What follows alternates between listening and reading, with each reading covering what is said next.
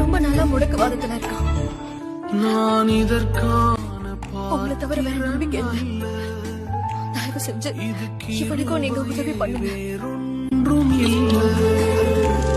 நான் இதற்கான பாத்திரன் அல்ல. இது கிருபையே, வேறொன்றும் இல்லை. உன் விசுவாசம் அருமையாக இருக்கு. நான் உன்கிட்ட சொல்றேன் மகனே, எழுந்துரு.